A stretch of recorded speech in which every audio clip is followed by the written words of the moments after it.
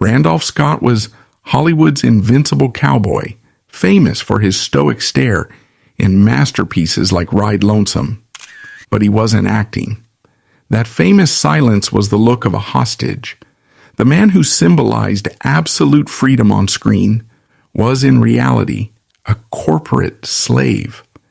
Behind the flawless hero was a crippled war veteran, blackmailed by studio bosses into a sham marriage just to erase the existence of the only man he truly loved. Hollywood didn't just steal his life. They exploited his real trauma for profit. They packaged his actual depression into a multi-million-dollar brand and made a fortune selling a man's silent breakdown to a cheering audience. Born on January 23, 1898 in Orange County, Virginia, and raised in the affluent Dilworth neighborhood of Charlotte, North Carolina, Scott was the quintessential Southern elite. His father, George Grant Scott, was a man of intense precision, a certified public accountant who built his life around the rigid enforcement of financial laws. His mother, Lucille, hailed from an established wealthy family. Growing up at 1301 Dilworth Road, Scott lived a life defined by order, high expectations, and material security. This upbringing created a man who was psychologically impenetrable. At the Woodbury Forest School, a prestigious all-boys academy, Scott's character was forged in a crucible of honor, discipline, and emotional suppression. He was a natural leader, captaining the baseball team with a cool, calculating authority. At Woodbury, vulnerability was a failure, and stoicism was a virtue. He learned to control his physical presence and, more importantly, to conceal his internal state. By the time he left school, Scott had mastered the art of the mask. He was a man of few words, immense physical control, and a pride that bordered on the untouchable. When Hollywood eventually circled him, the studio executives miscalculated the man they were dealing with. They were accustomed to the talent, fragile performers whose identities could be dismantled and rebuilt by the studio PR machine. They expected Scott to be a tabula rasa. They didn't realize they were dealing with a man whose moral and behavioral architecture had been cemented long before he ever heard a lights, camera, action. Scott was immune to the standard tools of studio manipulation. The allure of wealth failed because he had never known its absence. The threat of professional ostracization had little weight for a man raised to believe that his self-worth was independent of a director's approval. The industry, however, did not give up. Instead, they weaponized his greatest strengths. They saw his chiseled frame, his quiet intensity, and his ingrained Southern manners, and they realized they could turn him into a commercial commodity. They saw a man who could project an image of absolute, unflinching reliability. The studio executives decided that Randolph Scott wouldn't be allowed to have a complex personality. He would be sold as an archetype. They viewed any deviation from the heroic brand they constructed for him as a liability to their bottom line. They weren't just hiring an actor, they were hiring a statue. They wanted a man who would never ask questions, never show public emotion, and never break character. They wanted to turn the discipline he learned at Woodbury Forest into a permanent state of commercial captivity. But they didn't understand the cost of that captivity. They were locking a man who was already deeply guarded inside a secondary, more restrictive cage. They were turning a man's self-protective instincts into his professional prison. Scott's poise, which he wore like armor, became the very thing the studios used to keep him trapped in a loop of repetitive, soul-crushing roles. He was not yet the man the world would come to know as the face of the Western. He was still George, a young man who had lived by a code of silence.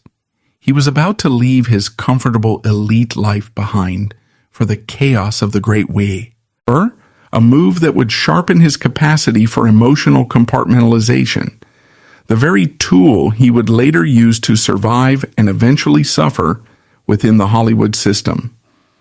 The protected, elite world of Dilworth Road did not prepare George Randolph Scott for the industrialized meat grinder of the First World War, but it did give him the psychological armor required to survive it.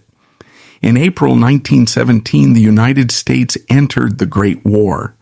At 19 years old, Scott did not wait to be drafted. He volunteered. He left the manicured lawns of his preparatory school and walked directly into the mechanized slaughter of the 20th century. By 1918, he was deployed to the front lines in France. He was assigned to the 2nd Trench Mortar Battalion, 19th Division. The military did not hand him a rifle and tell him to charge. They looked at his education, his aptitude for numbers, and his cool demeanor, and they gave him a far more psychologically damaging job. They made him an artillery observer. The job of an artillery observer was a death sentence wrapped in mathematics. Scott was required to position himself in the forwardmost trenches, often in no man's land, to calculate coordinates for mortar strikes. He had to sit perfectly still in the mud, staring through binoculars, waiting for the enemy to move. He was not fighting in a blind adrenaline rush. He was executing calculated violence through a lens. Because observers were the eyes of the artillery, they were the absolute primary targets for enemy snipers and machine gunners. The moment Scott raised his head above the dirt, he was hunted. He spent months pinned down under a canopy of shrapnel and high explosive shells. He watched men disintegrate. He watched the earth turn into a graveyard of mud and wire.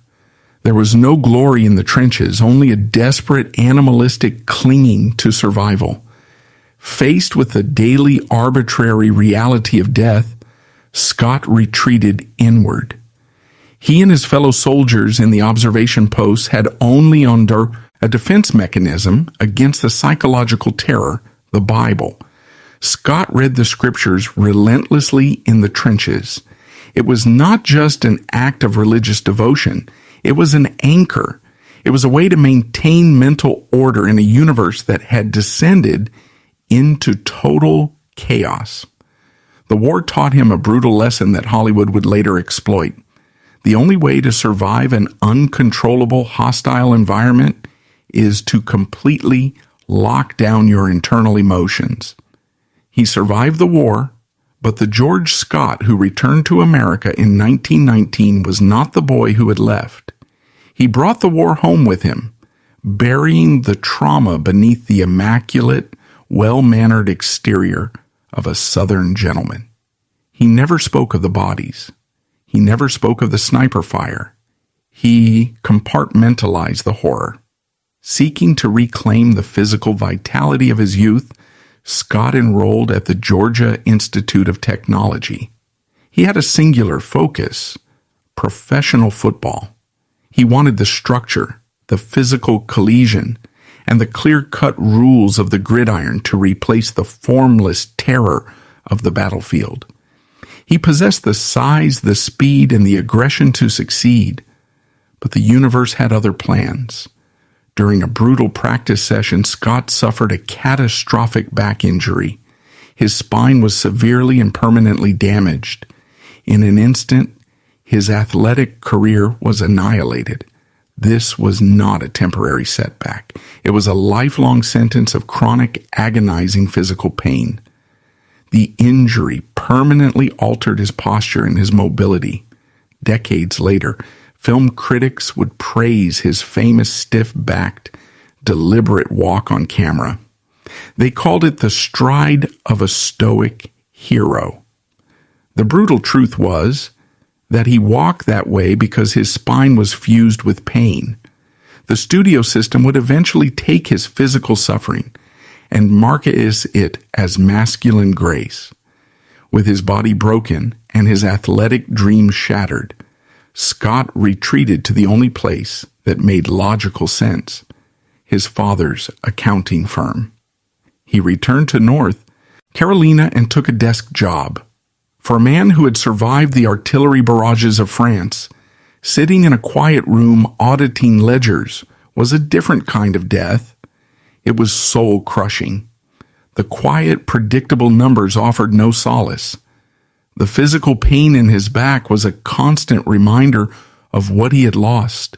The trauma of the war was a constant hum in the back of his mind. He was suffocating under the weight of an ordinary life. By 1928, the pressure became intolerable. He needed an escape. He looked toward California. Los Angeles in the late 1920s was a boom town, a chaotic frontier built on the new industry of moving pictures. It was a place where identities could be erased and reinvented overnight. Scott did not travel to Hollywood like a starving artist riding a boxcar. He leveraged the power of his elite background. His father, the powerful CPA, had professional connections with another titan of capitalism, the eccentric billionaire and film producer Howard Hughes. Armed with a letter of introduction from his father directly to Hughes, Scott bypassed the casting lines and walked straight into the corridors of power. He arrived in Los Angeles expecting opportunity. What he found was an industrial machine every bit as ruthless as the military complex he had left behind in France. Hollywood in 1928 was transitioning from silent films to talkies.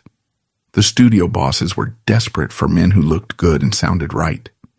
When they saw Scott, a towering, war-hardened man with a rich, authoritative Southern drawl, they immediately recognized his commercial value.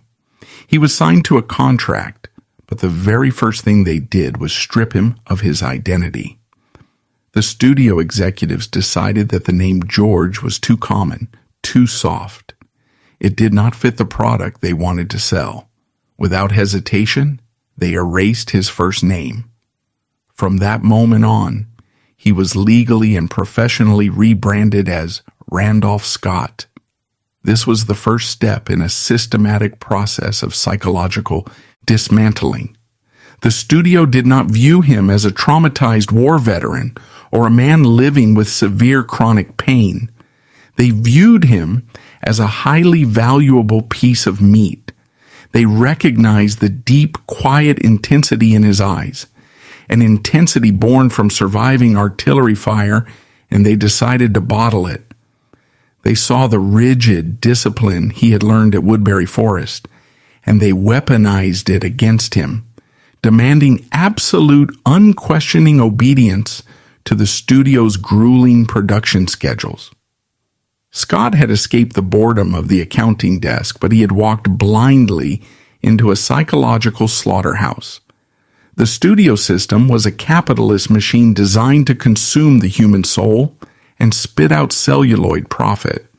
They owned his name. They owned his image. Soon they would attempt to own his private life. The quiet veteran had just stepped onto a battlefield far more insidious than the trenches of France, and the bombardment was about to begin. Hollywood in the late 1920s was not a place of artistic expression. It was a manufacturing town. The studios, Paramount, Warner Brothers, MGM, were vertically integrated monopolies that operated with the cold, ruthless efficiency of a Ford assembly line. They owned the sound stages, they owned the theaters, and through airtight 7-year contracts, they owned the people. When Randolph Scott signed his first contract with Paramount Pictures, he didn't join a creative fellowship. He became corporate property. Paramount executives looked at their new asset and saw a physical specimen that could be deployed across multiple genres. But they didn't know what to do with his voice.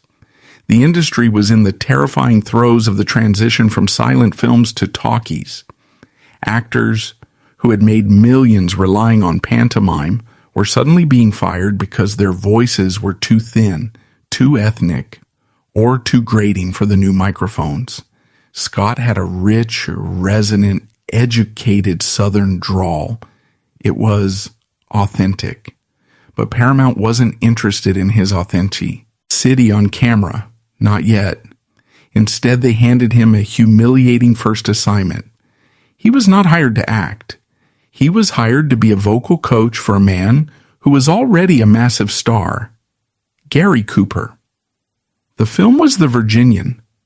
Cooper was playing a rugged, quintessential Western hero, but Cooper was from Montana and educated in England. He didn't sound like a Southerner. The studio bosses placed Scott behind the camera. The real-life Southern aristocrat, a man who had survived the artillery barrages of France and been educated at one of the finest prep schools in the country, was reduced to standing in the shadows, feeding lines to a manufactured cowboy so the studio could protect their investment. Scott taught Cooper how to swallow his consonants, how to slow his cadence, and how to project the quiet menace of a Southern gentleman. The Virginian became a massive hit. Cooper was hailed for his authentic performance. Scott received a meager paycheck and remained invisible. It was his first brutal lesson in Hollywood economics. The studio system will extract your genuine qualities, paste them onto someone else, and sell the illusion for a premium. Recognizing that they needed to train their new asset, Paramount sent Scott to the Pasadena Playhouse. This was the studio's testing ground, a place where raw contract players were drilled in stagecraft, elocution, and blocking. Scott approached the work with the same grim discipline he had applied to military service. He learned his lines. He hit his marks. He never complained. Paramount realized he was reliable. And in the studio system, reliability meant exploitation. They threw him into a grueling, punishing schedule of B-movies. They acquired the rights to a massive catalog of Zane Grey Western novels and slotted Scott in as the lead. These were not prestige films. They were cheap, fast, and churned out in weeks. The studio used these B-Westerns to keep the theaters full and generate a steady cash flow. For Scott, the physicality, all was immense. Still suffering from the severe fused spine injury he sustained playing football at Georgia Tech, he was forced to spend up to 14 hours a day riding horses, engaging in staged fistfights, and falling in the dirt. He masked his chronic pain with the stoicism ingrained in him at Woodbury Forest. The studio saw his rigid posture and grim expression and marketed it as toughness. They didn't care that he was in agony. They cared that the pain looked good on camera. But the B-Westerns were just one part of the machine. Paramount wanted to see if their new product could be utilized in other departments. They began forcing Scott into a series of absurd, humiliating roles that completely contradicted his nature. They treated him like a Swiss Army knife. In 1935, they loaned him to RKO Pictures to star in Roberta. The studio forced the stiff-backed war veteran into a tuxedo and made him attempt to keep pace with the fluid, effortless grace of Fred Astaire. It was a physical and psychological mismatch. Later, they threw him into a comedy with Mae West, forcing him to play the bewildered straight man to her aggressive, double entendre-laden vaudeville routines. They even relegated him to playing a background fixture in Shirley Temple movies, a towering human prop used merely to make the child star look smaller and cuter. The studio executives watched the daily rushes with a cynical eye. They were testing the limits of his dignity. They wanted to know if this Southern aristocrat would break, complain, or rebel. Scott never did. He absorbed the humiliation silently. He viewed the studio as a hostile environment. much like the trenches of France, where the only survival strategy was emotional lockdown. But beneath the surface, the relentless grind was hollow. Scott was a man surrounded by hundreds of people on bustling sound stages, yet utterly isolated. He was living in a town built on fake facades, populated by people hiding their true pasts. He was starved for anything real. Then came the assignment that would permanently alter the trajectory of his private life. In 1932, Paramount cast Scott in a forgettable drama called Hot Saturday. It was a standard studio picture, but the casting sheet included another young contract player. His screen name was Cary Grant. When Scott met Grant, the collision of their personalities was electric. On paper, they were polar opposites. George Randolph Scott was a product of American wealth, private schools, and deeply entrenched privilege. Cary Grant was born Archibald Leach in Bristol, England. He had grown up in grinding poverty, abandoned by his mother, and survived by joining a troupe of acrobats. Yet, beneath their wildly different biographies, they recognized an immediate, profound kinship. They were both outsiders, trapped in a machine that wanted to erase who they really were. Scott was hiding his physical pain, his war trauma, and his sharp intellect behind the mask of a simple, rugged cowboy. Grant was hiding his deep-seated insecurities, his working-class accent, and his profound fear of abandonment behind the mask of a suave, sophisticated playboy.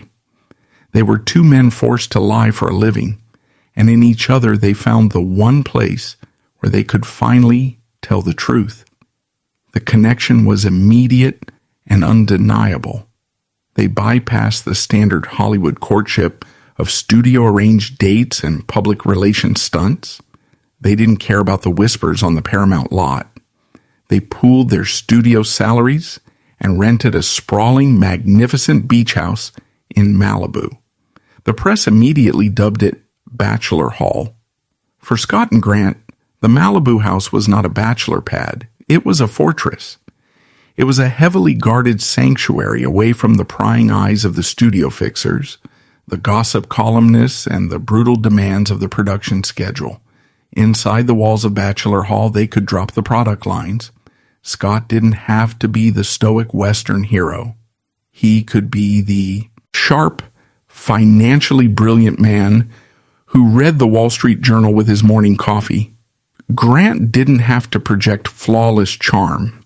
He could be Archie Leach, the anxious, brilliant kid from Bristol. They hosted small, private dinners. They swam in the ocean.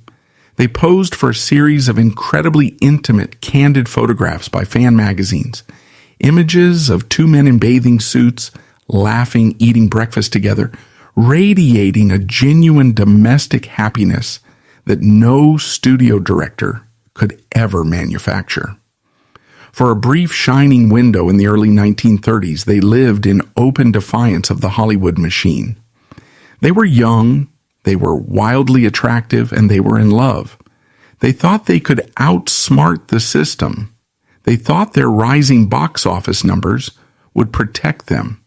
They severely underestimated the paranoia of the capitalists who owned their contracts.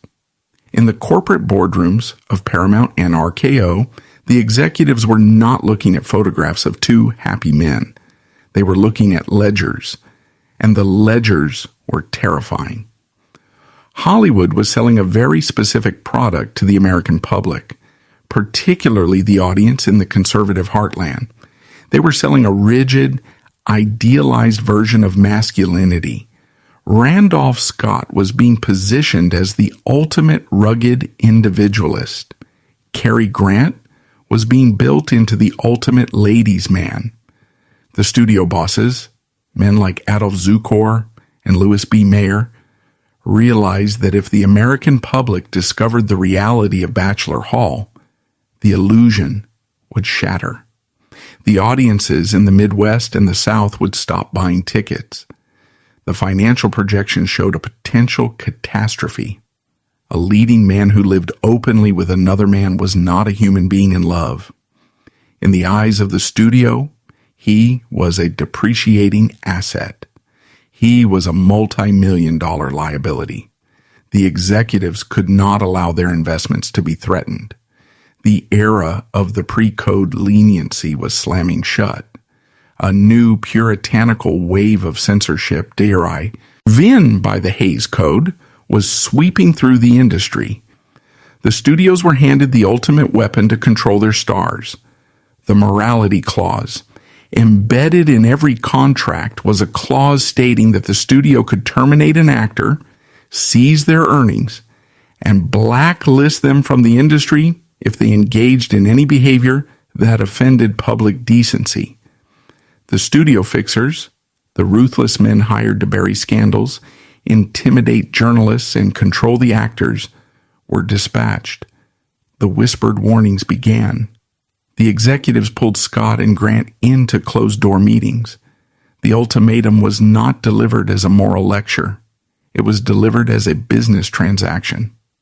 They were told that Bachelor Hall had to be dismantled. The domestic bliss they had built on the shores of Malibu was about to be bulldozed by the corporate machinery. The capitalist bosses were preparing to tear Randolph Scott's sanctuary apart, and they would use the threat of total professional annihilation to do it. The psychological warfare was about to escalate from subtle manipulation to outright coercion. The golden cage was locking shut. The American film industry in the mid-1930s was not governed by artists. It was governed by risk managers. The men who ran the major studios, figures like Adolph Zukor at Paramount, Louis B. Mayer at MGM, and Harry Cohn at Columbia, were ruthless pragmatists. They had built multi-million-dollar empires during the Great Depression, an era when thousands of businesses were collapsing. They survived because they controlled every single variable of their product. And their primary product was the public image of their stars.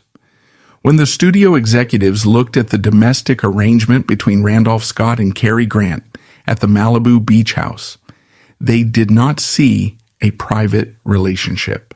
They saw a catastrophic financial vulnerability. The cultural landscape of America was shifting rapidly.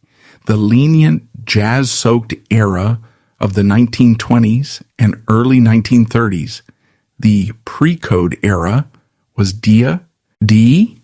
under pressure from religious organizations and conservative civic groups. The film industry instituted the Production Code Administration in 1934. Led by a fiercely strict Catholic censor named Joseph Breen, the Hays Code became the iron law of Hollywood.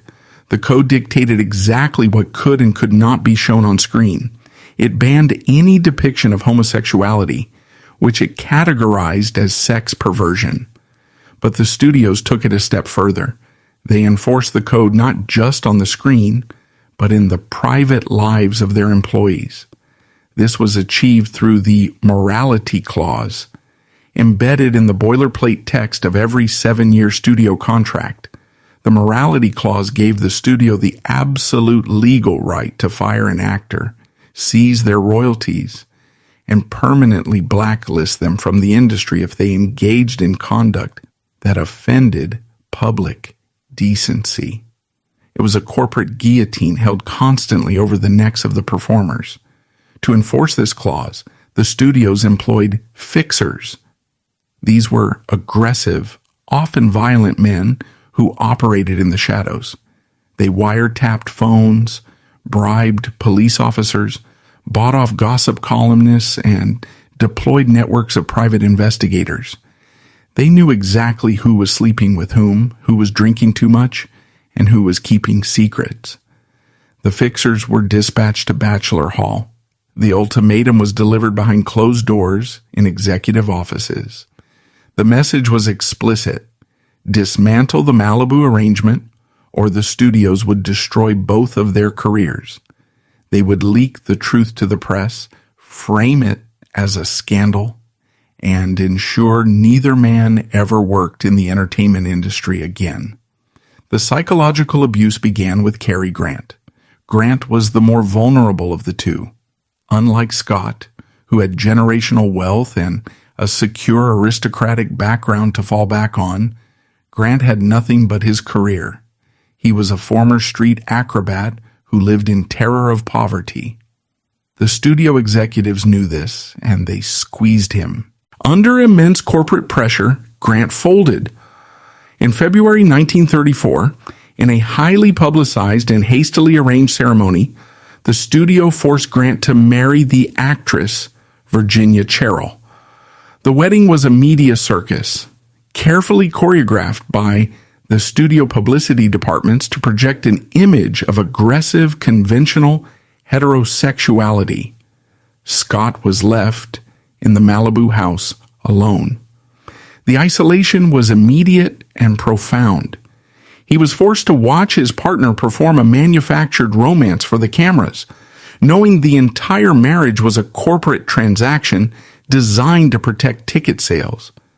But the studio's plan backfired. The marriage between Grant and Cherrill was a disaster. Built on coercion and lies, it collapsed almost immediately. After just 13 months of mutual misery, Cherrill filed for divorce. The moment the paperwork was finalized in March 1935, Grant packed his bags and moved straight back into the Malibu beach house with Scott. The studio executives were enraged. The temporary fix had failed, and the two men were openly defying the system again. The corporate boardrooms realized that forcing Grant into a marriage wasn't enough. They needed to neutralize Randolph Scott. Scott was a harder target. He didn't care about the money. He didn't care about the fame. He viewed the acting profession as a job, not an identity. To force Scott into a corner, the executives had to leverage the one thing he valued above all else, his ingrained Southern gentleman's code of honor. They told him that if he did not conform, they would not just ruin him, they would utterly destroy Cary Grant. They made Scott responsible for Grant's survival. Faced with the destruction of the man he loved, Scott finally surrendered to the machine. He agreed to the corporate demands. He agreed to get married, but Scott refused to marry a young, pliable studio starlet. If he had to participate in a sham, he was going to do it on his own terms. In 1936, he married Marion DuPont. The union between Randolph Scott and Marion DuPont was one of the most fascinating, pragmatic, and emotionally hollow arrangements in Hollywood history. Marion was not an actress. She was an heiress to the massive DuPont chemical fortune. She was a fiercely independent, highly intelligent woman who spent her time breeding champion racehorses and managing vast estates. She was also a divorcee, having previously been married to Thomas Somerville. Marion DuPont had no interest in the Hollywood social scene. She had no desire to walk red carpets or pose for fan magazines. She needed a respectable high society husband to satisfy the conservative expectations of her aristocratic East Coast family. Scott needed a wealthy, untouchable wife to satisfy the rabid paranoia of his West Coast employers. It was a transaction between two fiercely private elites. The wedding satisfied the studio fixers. The press announced that the rugged Western star had finally settled down. The morality clause was neutralized, but the reality of the marriage was a masterclass in compartmentalization. Scott and Marion spent the vast majority of their time on opposite sides of the country. She remained on the East Coast tending to her equestrian empire. He remained in California churning out films for the studio. They were legally bound but physically and emotionally detached. When Scott did travel to Virginia to stay with his wife, he resided at Montpelier, the historic sprawling estate. that had once belonged to American President James Madison. The DuPont family had purchased and renovated it. For a man who had grown up in the elite circles of the South, Montpelier should have felt like home. Instead, it became a bizarre physical manifestation of his confinement. The architecture of the 18th century mansion was not built for a 20th century giant. Scott stood an imposing 6'3". The historic ceilings in the basement and kitchen areas were low and oppressive. Scott, a man defined by his physical discipline and strict workout regimens, found that he could not even stand up straight to exercise. Rather than compromise the historic integrity of the house, Marion ordered her staff to dig. They excavated a trench directly into the floor of the kitchen. They dug down 4 feet into the earth. When Scott wanted to exercise, he had to climb down into this hole. It was a profound, almost absurd historical reality.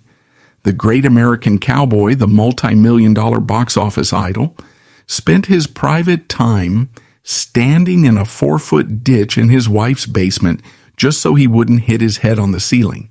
He was quite literally buried in the architecture of his own false life. He had wealth, he had status, and he had total security, but he was trapped in a cage.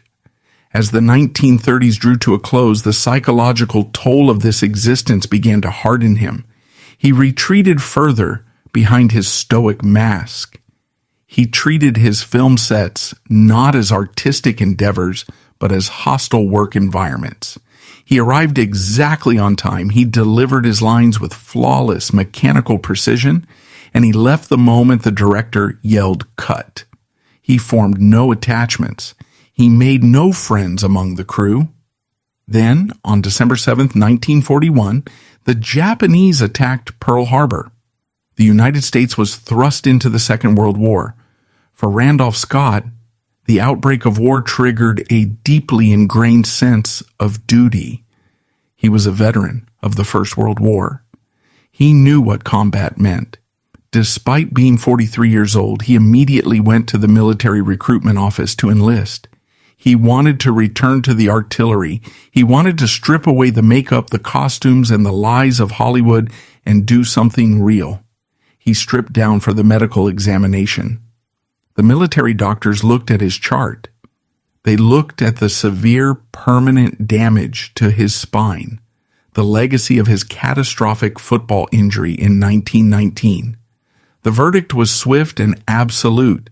He was classified as 4F, medically unfit for military service. He was rejected. For a man whose entire public persona was built on rugged, invincible masculinity, the rejection was a devastating blow to his pride. He was forced to stay home while younger men boarded troop ships. He was sidelined. The studio system, however, never wasted a crisis. They saw Scott's rejection not as a tragedy, but as a massive commercial opportunity. With millions of leading men drafted into the real military, Hollywood was desperate for male stars to headline their propaganda films. They needed men who looked like soldiers but couldn't actually be drafted. Scott was the perfect captive asset. Paramount and Universal immediately weaponized his patriotism. They forced him into a relentless schedule of war films. Between 1942 and 1945, Scott starred in a barrage of military propaganda: To the Shores of Tripoli, Bombardier, Corvette K, 225, Gung Ho, and China Sky. The psychological dissonance was agonizing. Every morning, Scott had to put on a crisp, immaculate military uniform provided by the wardrobe department. He was handed a prop rifle. He stood on a wooden soundstage in California, surrounded by fake smoke and wind machines, and pretended to shoot at imaginary enemies. He was playing the combat veteran, the hardened hero leading men into battle. In reality, he was a man in chronic physical pain, forbidden from living with the man he loved and rejected by the actual military. He was selling a lie of American bravery while feeling like a complete fraud. To compound the humiliation, the studio surrounded him with a revolving door of young, beautiful female co-stars. The scripts mandated that in every film the rugged hero had to win the girl. The publicity departments arranged endless photo shoots of Scott posing with these women, smiling, projecting the image of the ultimate heterosexual conqueror. It was a 24-hour theater of lies. He lied to the press about his marriage. He lied on screen about being a soldier. He lied in the promotional posters about his desires. The executives knew exactly what they were doing. They knew they were grinding his self-esteem into dust. They knew the cognitive dissonance was breaking him down, but they didn't care. The war films were massive box office hits. The American public, desperate for heroes, bought the illusion completely. Scott's face was plastered on recruitment posters. He was hailed as a patriot. The studio revenue soared. By the time the Second World War ended in 1945, the George Randolph Scott who had arrived in Hollywood in 1928 was gone. The studio system had successfully executed their plan. They had extracted his discipline, his dignity, and his image, and they had converted it into pure capital. They had forced him into a life of absolute emotional isolation. He was incredibly wealthy. He was globally famous. He was highly respected by the public, but inside he was utterly hollowed out. The relentless bisection of his true self and his public persona had reached a critical mass. He could no longer tolerate the contemporary dramas, the romantic comedies, or the war propaganda. The modern world felt too close, too complicated, and too full of corporate surveillance. As he approached his 50th birthday, Randolph Scott made a cold, calculated decision. If he was doomed to wear a mask for the rest of his life, he was going to choose the mask and he was going to control the environment. He was going to retreat into the only genre where a man was allowed to be completely isolated, completely silent, and completely alone. He was going to ride out into the desert. The era of the solitary Western was about to begin, and he was about to turn his internal deadness into a cinematic masterpiece. The year 1946 marked a turning point in American history and a definitive fracture in the career of Randolph Scott. The Second World War was over. The public was exhausted by global conflict and the relentless churn of patriotic propaganda. Hollywood was forced to pivot.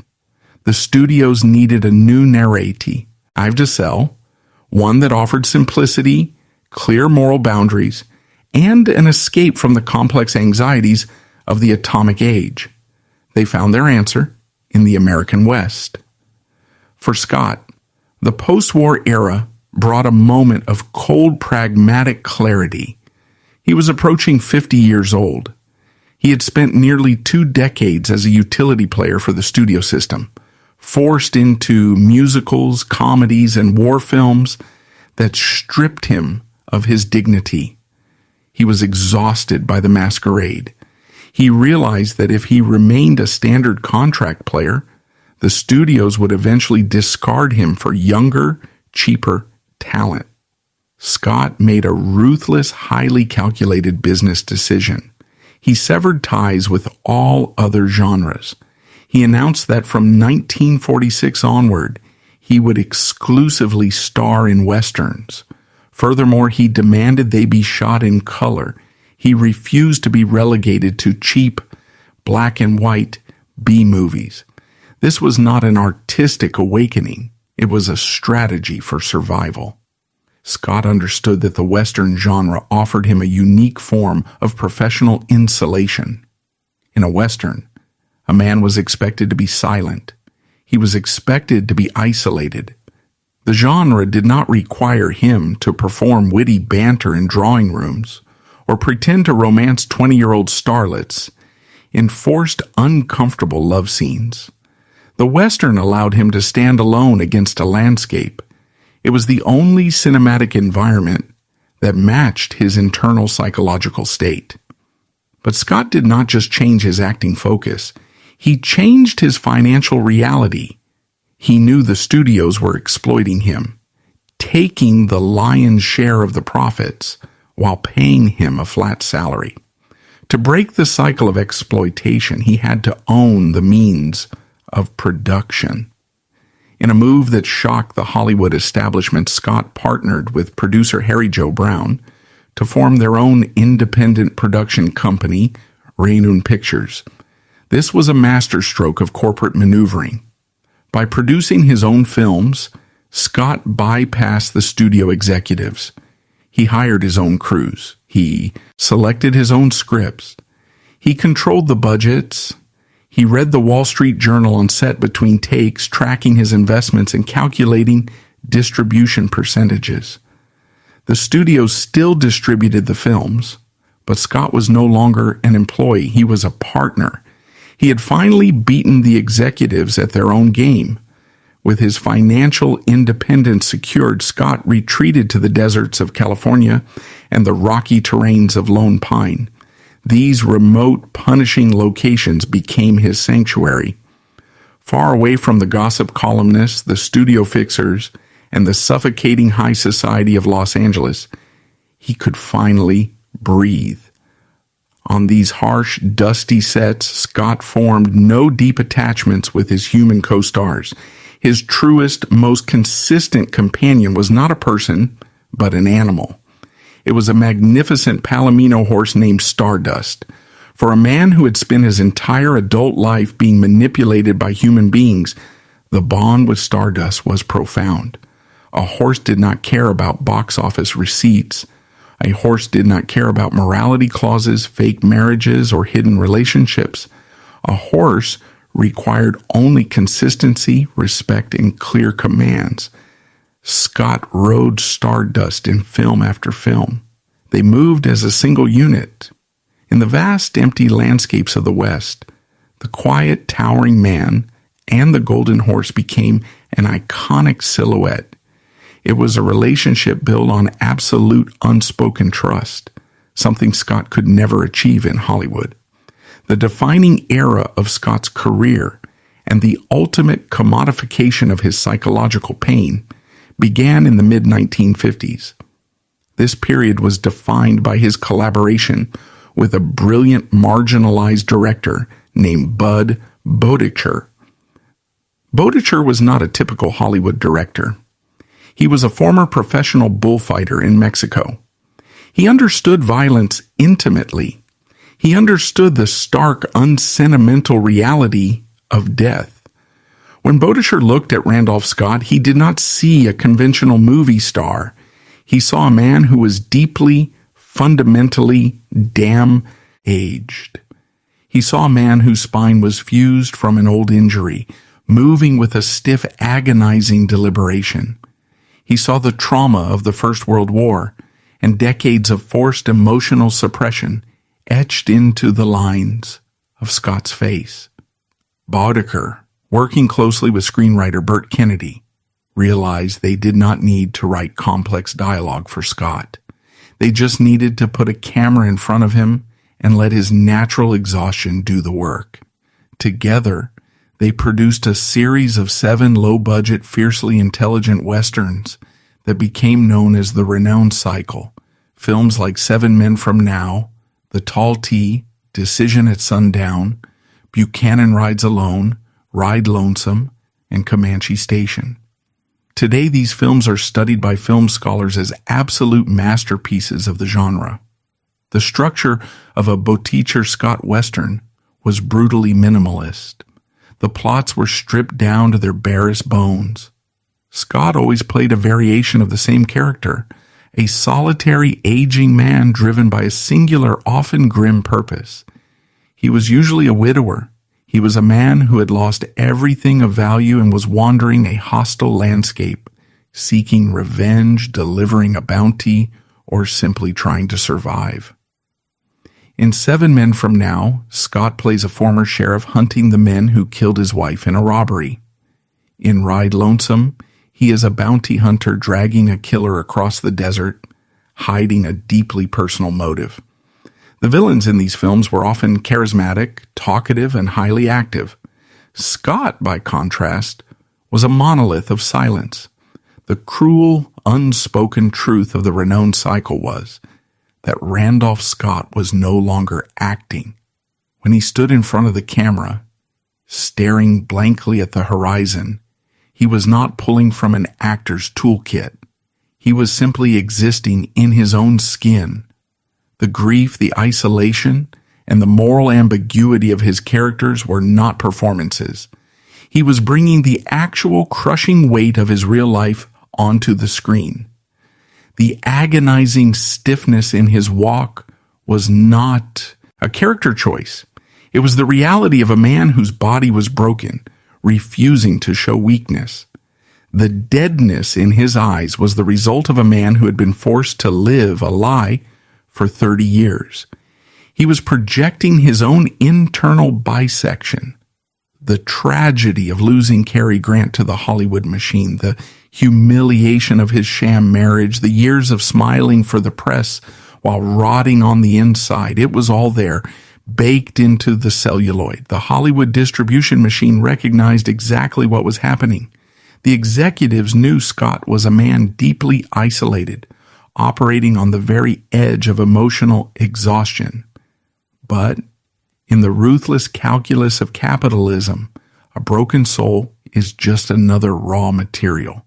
The studios took Scott's authentic pain and packaged it as the pinnacle of American masculinity. They marketed his depression as stoicism. They sold his physical agony as rugged endurance. The marketing campaigns framed him as the ultimate protector, the man who absorbs the sins of the world so others can live in peace. The American public, hungry for stability in a rapidly changing world, bought the product in staggering numbers.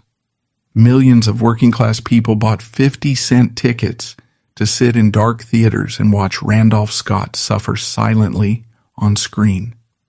They projected their own fears, their own losses, and their own need for a strong father figure onto his rigid frame. Throughout the late 1940s and the entire decade of the 1950s, Scott was consistently ranked among the top 10 biggest box office draws in the world. He was generating millions of dollars a year.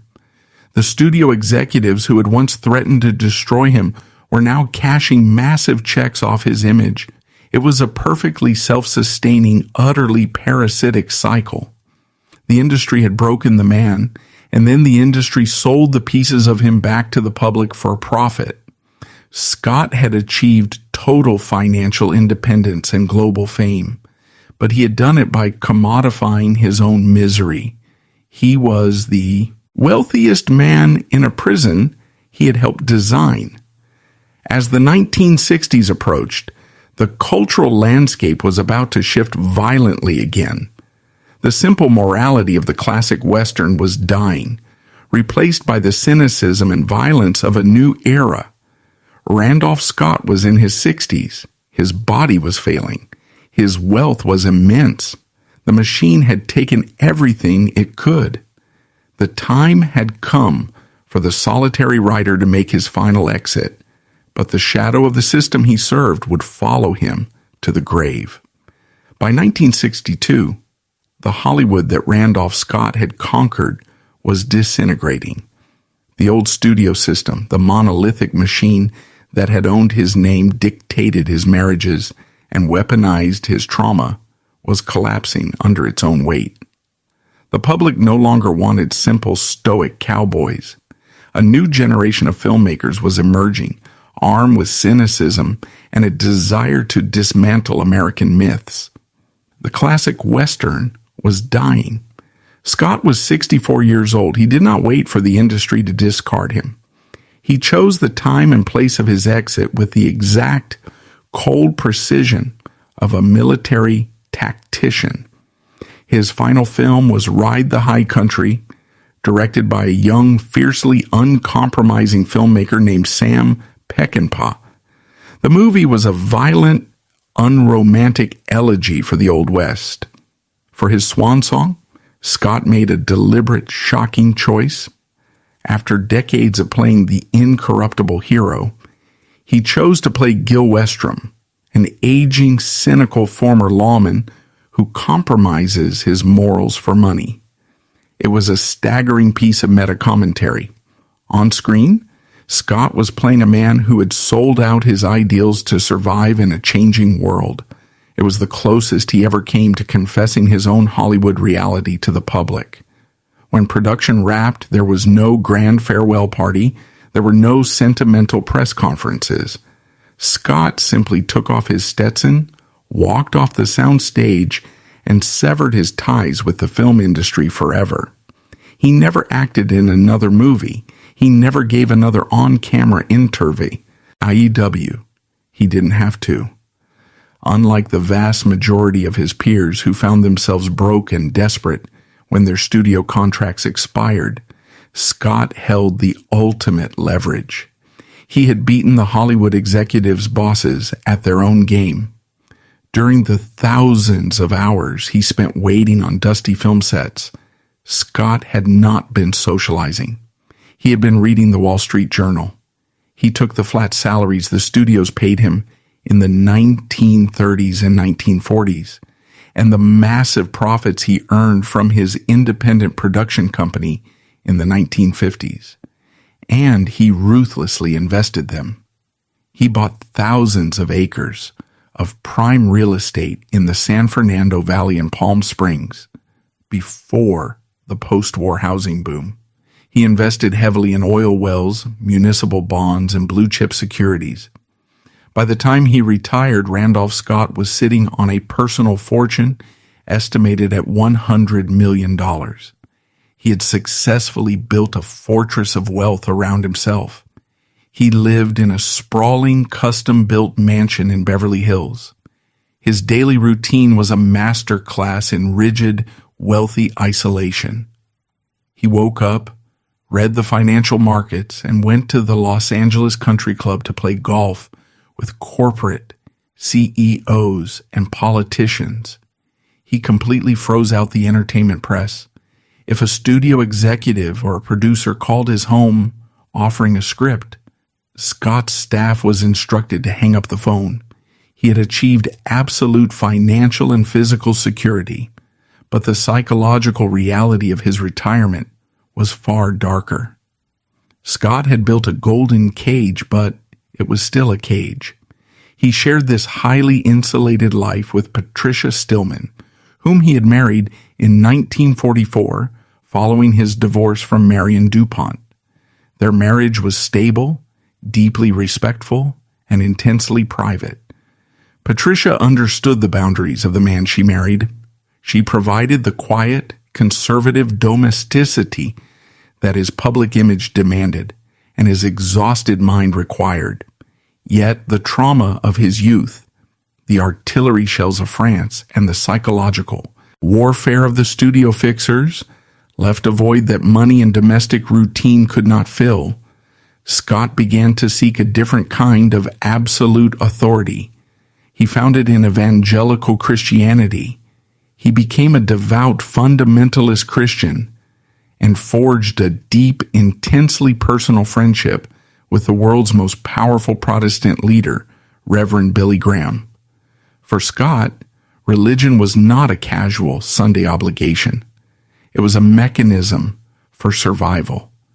After spending 30 years in an industry built entirely on lies, manipulation, and moral ambiguity, Scott craved absolute truth. Graham offered a rigid, uncompromising doctrine of right and wrong. They spent hours together in private Bible study. Scott poured his fortune into Graham's crusades. He was seeking spiritual absolution for a life spent hiding his true self. But even the immense power of faith and $100 million bank account could not exorcise the deepest ghost of his past. As the 1970s arrived, America underwent a radical cultural revolution. The morality clauses of the 1930s were ancient history. The gay liberation movement had exploded. The culture was rapidly dismantling the very clauses that the studio system had built. But trauma does not respect the changing of the calendar. The psychological damage inflicted by the studio bosses in the 1930s had permanently rewired Scott's nervous system. The fear of exposure, the terror of the corporate fixers, and the ingrained habit of total secrecy were locked into his bones. In the 1970s, the Hollywood press occasionally caught whispers of a tragic, heartbreaking routine. Two of the most famous, wealthiest men in the history of American cinema were still acting like fugitives. Randolph Scott and Cary Grant were both retired. They were both untouchably rich. The studio executives who had once threatened to destroy them were either dead or irrelevant. The American public likely would not have cared. Yet the two men continued to meet in absolute, terrifying secrecy. Theater, Nessie's at the Beverly Wilshire Hotel, or quiet, dimly lit restaurants in the recesses of Los Angeles would occasionally spot them. They were old men now. Their hair was white. The rigid posture of the Western hero had bowed to age. The suave agility of the romantic lead had slowed. They would sit in the most secluded booths available, and there, hidden in the shadows, these two titans of industry would timidly reach across the table and hold hands. It was a devastating visual. It was the ultimate indictment of the ruthless industrial machine they had served. The studios had not just stolen their youth, they had permanently paralyzed their capacity to live freely. They had been conditioned to believe that their love was a commercial liability, a fatal flaw that had to be buried to protect a profit margin. Even in their 80s, with no careers left to protect, the invisible chains of the morality clause remained wrapped tightly around their wrists. Money could buy mansions, oil wells, and silence. But it could not buy a time machine. It could not buy back the decades they had lost. The final crushing blow came in the winter of 1986. On November 29, Cary Grant was in Davenport, Iowa, preparing for a public speaking engagement. He suffered a massive stroke and died later that night. When the news reached the Beverly Hills fortress, the immovable stoicism of Randolph Scott finally broke. The man who had trained himself at Woodbury Forest to never show vulnerability, the artillery observer who had watched men die in the trenches without weeping, the movie star who had masked his physical agony for 30 years, finally shattered. Scott collapsed into uncontrollable grief. He wept bitterly and endlessly. He was 88 years old, crying not just for the loss of his greatest confidant, his truest mirror, and his deepest love. He was crying for the sheer, brutal waste of it all. He was mourning the bachelor hall in Malibu that was torn apart by corporate greed. He was mourning the decades of forced marriages, the endless press conferences, the constant paranoia, and the spiritual exhaustion of pretending to be a commodity instead of a human being. He had survived the system. He had beaten the studio bosses and taken their money. But as the tears fell for Archibald Leach, George Randolph Scott finally realized the true cost of his victory. The Hollywood machine had let him keep his wealth, but it had successfully stolen his life. Hollywood loves a dramatic final act. The industry is built on the myth of the deathbed confession, the tearful apology, and the neat resolution where all secrets are revealed before the screen fades to black. But George Randolph Scott was not a Hollywood creation, and he refused to give the studios the satisfaction of a cinematic ending. He spent his life guarding his truth, and he took it with him to the end. The death of Cary Grant in November 1986 was the final devastating blow to Scott's internal architecture. For decades, his immense wealth, his rigid discipline, and his deep religious faith had insulated him from the industry he despised. But the loss of Grant, the only man who had truly known him before the studio system forced him into a corporate straitjacket, broke something fundamental inside him. His health, which had been remarkably stable, began to rapidly decline. 3 months later, on March 2, 1987, Randolph Scott passed away quietly at his home in Beverly Hills. He was 89 years old. There was no media circus outside his gates. He died as he had lived for his final 25 years, completely insulated, heavily guarded, and entirely on his own terms. His death certificate listed heart and lung ailments, but those who understood the timeline knew the truth. His heart gave out shortly after the only piece of his past that still mattered was gone.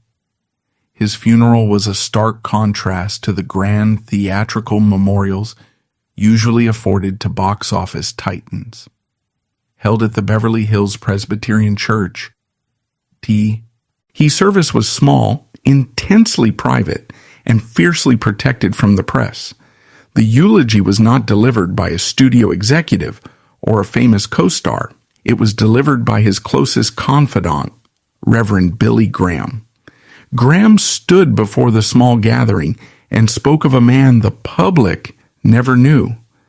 He spoke of Scott's profound Christian faith, his quiet philanthropy, and his unyielding integrity. He did not talk about the famous Cowboy on the silver screen. He talked about a man who walked through the most corrupt, manipulative city on earth and refused to let it rot his core. Graham eulogized a survivor.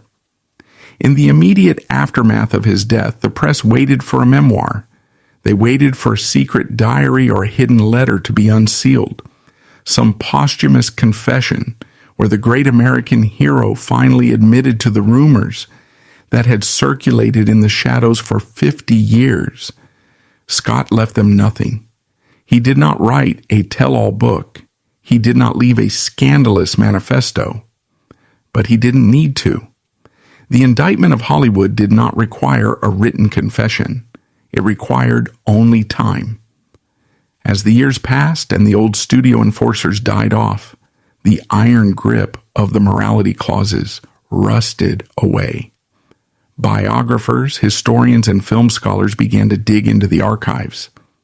The truth of Randolph Scott's life slowly, inevitably emerged, and it delivered a devastating blow to the manufactured history of the golden age of Hollywood. The historical record became the ultimate indictment. The unearthing of the Malibu Bachelor Hall photographs, the testimonies of surviving contemporaries, and the cold, hard facts of studio coercion painted a terrifying picture of the industry machine.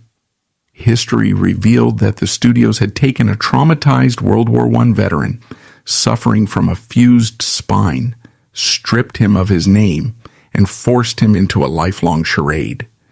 History proved that the defining icon of American heterosexual masculinity was, in reality, a man deeply in love with another man, terrorized into a series of strategic marriages by corporate executives terrified of losing ticket sales. The most chilling revelation was not about Scott's private life, but about the industry's cruelty. The studios knew exactly who he was. They knew he was in physical agony on set. They knew he was emotionally suffocating in his public persona. Yet they packaged his resulting depression, his silence, and his grim endurance, and they sold it to the American public as heroic stoicism. They monetized his psychological destruction. This is the enduring legacy and the long-term historical consequence of Randolph Scott's story. It completely shatters our nostalgic view of classic Hollywood. It forces us to realize that the golden age was an industrial complex built on the absolute ownership of human beings. The system demanded that actors amputate the most genuine parts of themselves to fit into a profitable, easily digestible commercial mold. Yet, in this dark machinery, Randolph Scott stands as a unique figure of quiet defiance. He is historically significant because he is the rare victim who outsmarted his captors. He endured the psychological bisection. He played their game, wore their costumes, and recited their lines. But behind the mask, he was ruthlessly calculating.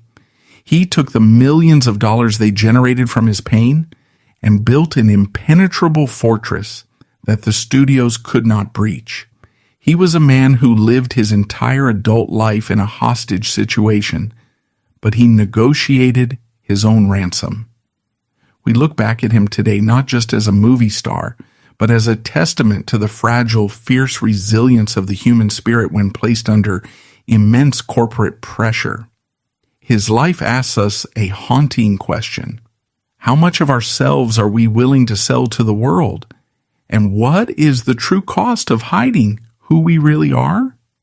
Randolph Scott went to his grave wearing a mask that had practically fused to his skin.